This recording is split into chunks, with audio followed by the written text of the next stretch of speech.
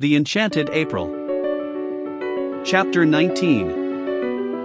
And then when she spoke, what chance was there for poor Briggs? He was undone. All Scrap said was, "How do you do," on Mr. Wilkins presenting him, but it was enough, it undid Briggs. From a cheerful, chatty, happy young man, overflowing with life and friendliness, he became silent, solemn, and with little beads on his temples. Also he became clumsy, dropping the teaspoon as he handed her her cup, mismanaging the macaroons, so that one rolled on the ground. His eyes could not keep off the enchanting face for a moment, and when Mr. Wilkins, elucidating him, for he failed to elucidate himself, informed Lady Caroline that in Mr. Briggs she beheld the owner of San Salvatore, who was on his way to Rome, but had got out at Mezzago, etc., etc., and that the other three ladies had invited him to spend the night in what was to all intents and purposes his own house rather than an hotel, and Mr. Briggs was only waiting for the seal of her approval to this invitation, she being the fourth hostess, when Mr. Wilkins, balancing his sentences and being admirably clear and enjoying the sound of his own cultured voice, explained the position in this manner to Lady Caroline, Briggs sat and said never a word. A deep melancholy invaded Scrap. The symptoms of the incipient grabber were all there and only too familiar, and she knew that if Briggs stayed her rest cure might be regarded as over. Then Kate Lumley occurred to her. She caught at Kate as at a straw. "It would have been delightful," she said, faintly smiling at Briggs. She could not in decency not smile, at least a little, but even a little betrayed the dimple, and Briggs's eyes became more fixed than ever. "I'm only wondering if there is room." "Yes, there is," said Lottie. "There's Kate Lumley's room." "I thought," said Scrap to Mrs. Fisher, and it seemed to Briggs that he had never heard music till now, "your friend was expected immediately." "Oh, no," said Mrs. Fisher, with an odd placidness, Scrap thought. "Miss Lumley," said Mr. Wilkins, "or should I," he inquired of Mrs. Fisher, "say Mrs.?" "Nobody has ever married Kate," said Mrs. Fisher complacently. "Quite so. Miss Lumley does not arrive today in any case, Lady Caroline, and Mr. Briggs has, unfortunately, if I may say so, to continue his journey tomorrow, so that his staying would in no way interfere with Miss Lumley's possible movements." "Then of course I join in the invitation," said Scrap, with what was to Briggs the most divine cordiality. He stammered something, flushing scarlet, and Scrap thought, "Oh," and turned her head away, but that merely made Briggs acquainted with her profile, and if there existed anything more lovely than Scrap's full face it was her profile. Well, it was only for this one afternoon and evening. He would leave, no doubt, the first thing in the morning. It took hours to get to Rome. Awful if he hung on till the night train. She had a feeling that the principal express to Rome passed through at night. Why hadn't that woman Kate Lumley arrived yet? She had forgotten all about her, but now she remembered she was to have been invited a fortnight ago. What had become of her? This man, once let in, would come and see her in London, would haunt the places she was likely to go to. He had the makings, her experienced eye could see, of a passionately persistent grabber. If, thought Mr. Wilkins, observing Briggs's face in sudden silence, any understanding existed between this young fellow and Mrs. Arbuthnot, there is now going to be trouble. Trouble of a different nature from the kind I feared, in which Arbuthnot would have played a leading part, in fact the part of petitioner, but trouble that may need help and advice none the less for its not being publicly scandalous. Briggs, impelled by his passions and her beauty, will aspire to the daughter of the Droitwiches. She, naturally and properly, will repel him. Mrs. Arbuthnot, left in the cold, will be upset and show it. Arbuthnot, on his arrival, will find his wife in enigmatic tears. Inquiring into their cause, he will be met with an icy reserve. More trouble may then be expected, and in me they will seek and find their adviser. When Lottie said Mrs. Arbuthnot wanted her husband, she was wrong. What Mrs. Arbuthnot wants is Briggs, and it looks uncommonly as if she were not going to get him. "Well, I'm their man." "Where are your things, Mr. Briggs?" asked Mrs. Fisher, her voice round with motherliness. "Oughtn't they to be fetched?" For the sun was nearly in the sea now, and the sweet-smelling April dampness that followed immediately on its disappearance was beginning to steal into the garden. Briggs started. "My things?" he repeated. "Oh yes, I must fetch them. They're in Mezzago. I'll send Domenico. My fly is waiting in the village. He can go back in it. I'll go and tell him." He got up. To whom was he talking? To Mrs. Fisher, ostensibly, yet his eyes were fixed on Scrap, who said nothing and looked at no one. Then, recollecting himself, he stammered, "I'm awfully sorry, I keep on forgetting, I'll go down and fetch them myself." "We can easily send Domenico," said Rose, and at her gentle voice he turned his head. Why, there was his friend, the sweet-named lady, but how had she not in this short interval changed? Was it the failing light making her so colorless, so vague-featured, so dim, so much like a ghost? A nice good ghost, of course, and still with a pretty name, but only a ghost. He turned from her to Scrap again, and forgot Rose Arbuthnot's existence. How was it possible for him to bother about anybody or anything else in this first moment of being face to face with his dream come true?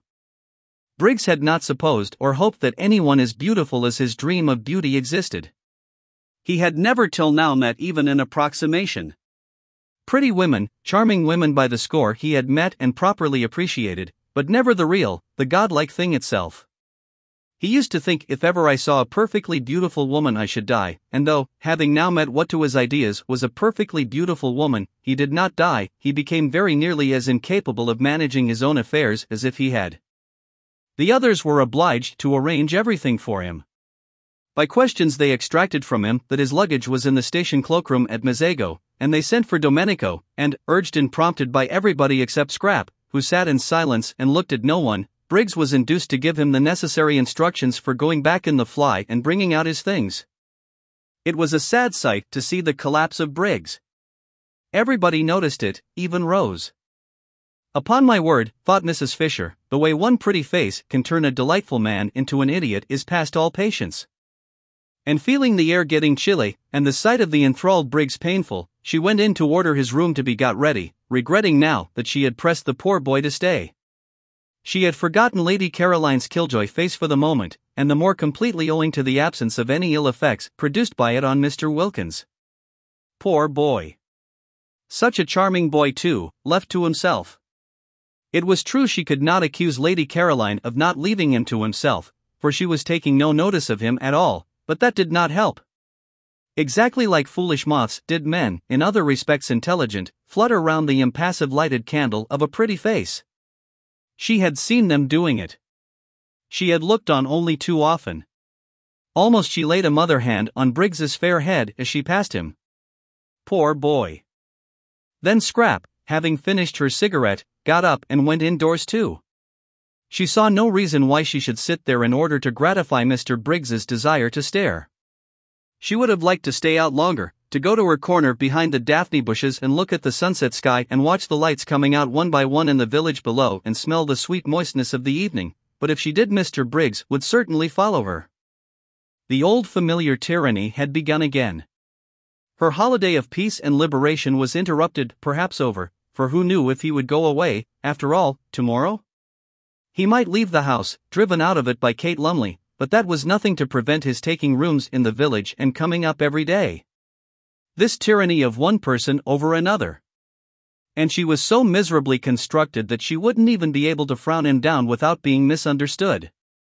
Scrap, who loved this time of the evening in her corner, felt indignant with Mr. Briggs who was doing her out of it, and she turned her back on the garden and him and went towards the house without a look or a word. But Briggs, when he realized her intention, leapt to his feet, snatched chairs which were not in her way out of it, kicked a footstool which was not in her path on one side, hurried to the door, which stood wide open, in order to hold it open, and followed her through it, walking by her side along the hall. What was to be done with Mr. Briggs? Well, it was his hall, she couldn't prevent his walking along it. "I hope," he said, not able while walking to take his eyes off her, so that he knocked against several things he would otherwise have avoided, the corner of a bookcase, an ancient carved cupboard, the table with the flowers on it, shaking the water over, "that you are quite comfortable here? If you're not, I'll flay them alive." His voice vibrated. What was to be done with Mr. Briggs? She could of course stay in her room the whole time, say she was ill, not appear at dinner, but again, the tyranny of this. "I'm very comfortable indeed," said Scrap. "If I had dreamed you were coming," he began. "It's a wonderful old place," said Scrap, doing her utmost to sound detached and forbidding, but with little hope of success.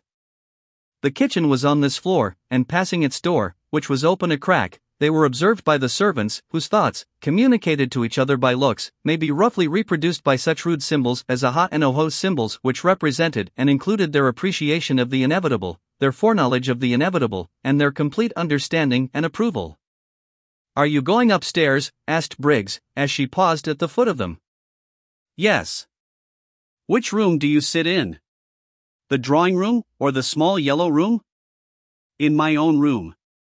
So then he couldn't go up with her, so then all he could do was to wait till she came out again. He longed to ask her which was her own room. It thrilled him to hear her call any room in his house her own room, that he might picture her in it. He longed to know if by any happy chance it was his room, forever after to be filled with her wonder, but he didn't dare. He would find that out later from someone else, Francesca, anybody. "Then I shan't see you again till dinner?" "Dinner is at 8, was Scrap's evasive answer as she went upstairs. He watched her go. She passed the Madonna, the portrait of Rose Arbuthnot, and the dark-eyed figure he had thought so sweet seemed to turn pale, to shrivel into insignificance as she passed. She turned the bend of the stairs, and the setting sun, shining through the west window a moment on her face, turned her to glory. She disappeared, and the sun went out too, and the stairs were dark and empty. He listened till her footsteps were silent, trying to tell from the sound of the shutting door which room she had gone into, then wandered aimlessly away through the hall again, and found himself back in the top garden. Scrap from her window saw him there. She saw Lottie and Rose sitting on the end parapet, where she would have liked to have been, and she saw Mr. Wilkins buttonholing Briggs and evidently telling him the story of the oleander tree in the middle of the garden. Briggs was listening with a patience she thought rather nice, seeing that it was his oleander and his own father's story. She knew Mr. Wilkins was telling him the story by his gestures. Domenico had told it her soon after her arrival, and he had also told Mrs. Fisher, who had told Mr. Wilkins. Mrs. Fisher thought highly of this story, and often spoke of it. It was about a cherrywood walking stick. Briggs's father had thrust this stick into the ground at that spot, and said to Domenico's father, who was then the gardener, "Here we will have an oleander." And Briggs's father left the stick in the ground as a reminder to Domenico's father, and presently, how long afterwards nobody remembered, the stick began to sprout, and it was an oleander. There stood poor Mr. Briggs being told all about it, and listening to the story he must have known from infancy with patience. Probably he was thinking of something else. She was afraid he was. How unfortunate, how extremely unfortunate, the determination that seized people to get hold of and engulf other people. If only they could be induced to stand more on their own feet. Why couldn't Mr. Briggs be more like Lottie, who never wanted anything of anybody, but was complete in herself and respected other people's completeness? One loved being with Lottie. With her one was free, and yet befriended.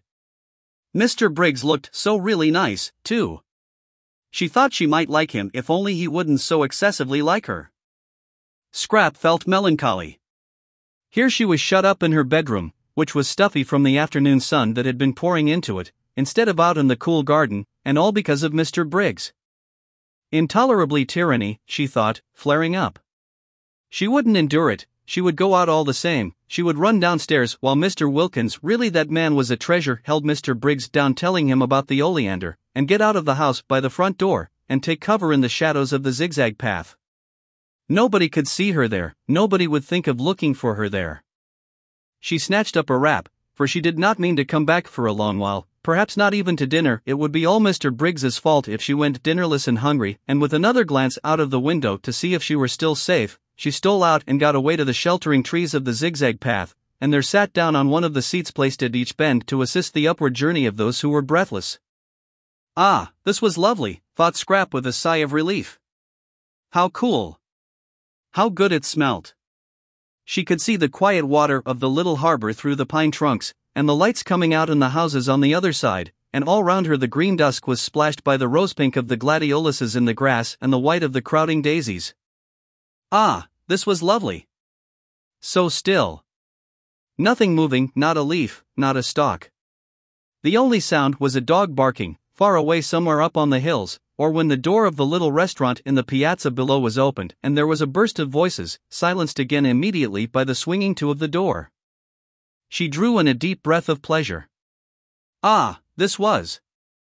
Her deep breath was arrested in the middle. What was that? She leaned forward listening, her body tense. Footsteps. On the zigzag path. Briggs.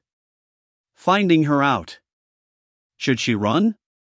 No, the footsteps were coming up, not down. Someone from the village. Perhaps Angelo, with provisions. She relaxed again. But the steps were not the steps of Angelo, that swift and springy youth. They were slow and considered, and they kept on pausing. Someone who isn't used to hills, thought Scrap.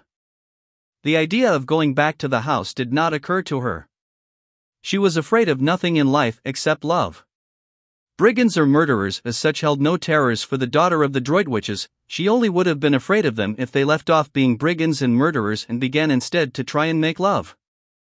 The next moment the footsteps turned the corner of her bit of path, and stood still.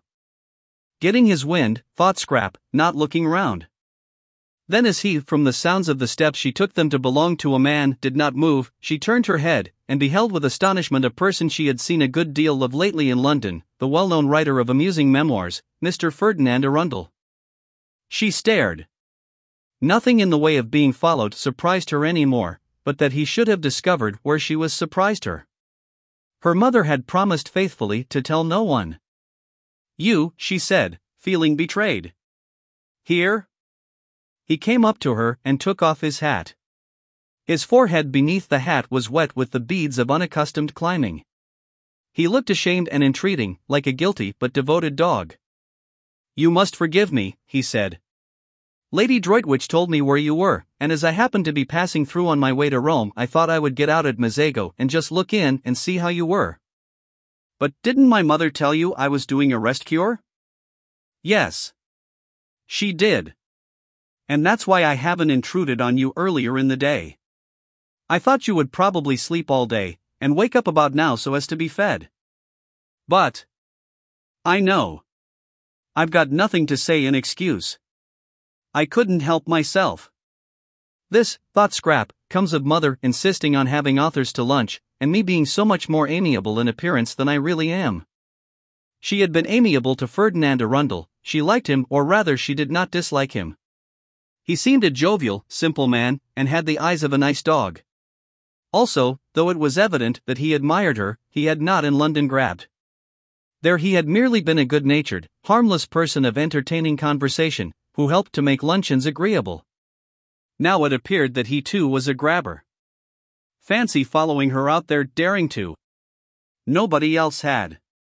Perhaps her mother had given him the address because she considered him so absolutely harmless, and thought he might be useful and see her home. Well, whatever he was, he couldn't possibly give her the trouble an active young man like Mr. Briggs might give her. Mr. Briggs, infatuated, would be reckless, she felt, would stick at nothing, would lose his head publicly. She could imagine Mr. Briggs doing things with rope ladders, and singing all night under her window being really difficult and uncomfortable. Mr. Arundel hadn't the figure for any kind of recklessness. He had lived too long and too well. She was sure he couldn't sing, and wouldn't want to. He must be at least 40. How many good dinners could not a man have eaten by the time he was 40? And if during that time instead of taking exercise he had sat writing books, he would quite naturally acquire the figure Mr. Arundel had in fact acquired, the figure rather for conversation than adventure. Scrap, who had become melancholy at the sight of Briggs, became philosophical at the sight of Arundel. Here he was. She couldn't send him away till after dinner. He must be nourished. This being so, she had better make the best of it, and do that with a good grace which anyhow wasn't to be avoided. Besides, he would be a temporary shelter from Mr. Briggs. She was at least acquainted with Ferdinand Arundel, and could hear news from him of her mother and her friends, and such talk would put up a defensive barrier at dinner between herself and the approaches of the other one. And it was only for one dinner, and he couldn't eat her. She therefore prepared herself for friendliness. I'm to be fed, she said, ignoring his last remark, at 8, and you must come up and be fed too. Sit down and get cool and tell me how everybody is. May I really dine with you? In these traveling things, he said, wiping his forehead before sitting down beside her. She was too lovely to be true, he thought. Just to look at her for an hour, just to hear her voice, was enough reward for his journey and his fears. Of course. I suppose you've left your fly in the village, and will be going on from Mazego by the night train. Or stay in Mazego in an hotel and go on tomorrow. But tell me, he said, gazing at the adorable profile, about yourself. London has been extraordinarily dull and empty. Lady Droitwich said you were with people here she didn't know. I hope they've been kind to you? You look well, as if your cure had done everything a cure should. They've been very kind, said Scrap. I got them out of an advertisement. An advertisement? It's a good way, I find, to get friends. I'm fonder of one of these than I've been of anybody in years. Really? Who is it? You shall guess which of them it is when you see them. Tell me about Mother. When did you see her last? We arranged not to write to each other unless there was something special. I wanted to have a month that was perfectly blank. And now I've come and interrupted. I can't tell you how ashamed I am, both of having done it and of not having been able to help it. Oh, but, said Scrap quickly, for he could not have come on a better day, when up there waiting and watching for her was, she knew, the enamored Briggs. I'm really very glad indeed to see you. Tell me about Mother.